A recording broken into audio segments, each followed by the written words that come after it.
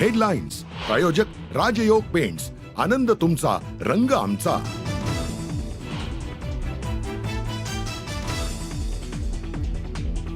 जे मतांसाठी लांगुल चलन करणार नाहीत ते वक्फ सुधारणा विधेयकाला समर्थन करतील. मुख्यमंत्री फडणवीसांचा विरोधकांवरती निशाणा. तर विधेयक पास होईल, फडणवीसांकडून विश्वास व्यक्त.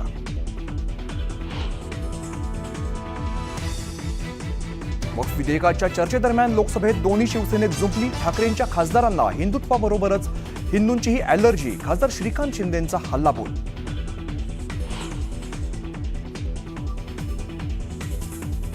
भाजप जगातील सर्वात मोठा पक्ष म्हणून सांगतो, मात्र अद्याप राष्ट्रीय अध्यक्ष निवडता येत नाही. अखिलेश यादव यांचा टोला.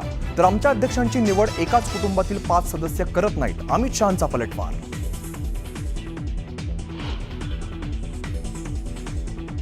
आई बापाच्या कृपेने, चुलत्याच्या कृपेने बरंच चांगलं चाललंय आमचं.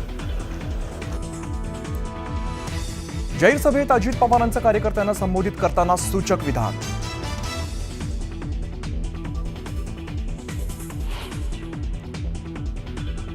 कार्यकर्त्यांना सोबत घेताना त्यांचा रेकॉर्ड तपासा. चुकीच्या लोकांना सोबत घेतलं की किंमत मोजावी लागते.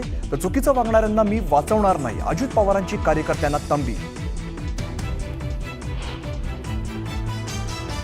धनंजय देशमुखांनी घेतली अजित पवारांची भेट. तपासातील उणिवा आणि जेलमध्ये घडलेल्या प्रकाराची अजित पवारांना दिली माहिती. मनीषा बिडवे हत्या प्रकरणातील दोन्ही आरोपींना 9 दिवसांची पोलीस कोठडी. आरोपींची 10 तारखेपर्यंत पोलीस कोठडीत रवानगी.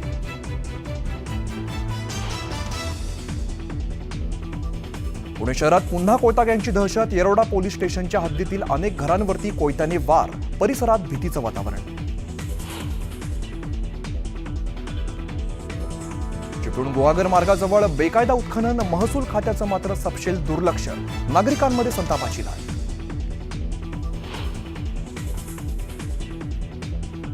माओवाद्यांकडून युद्धबंदीचं आवाहन. तर सरकारसोबत चर्चा करण्यास तयार. सुरक्षा दलांकडून होणाऱ्या सततच्या आक्रमक कारवायांमुळे परिपत्रक जारी.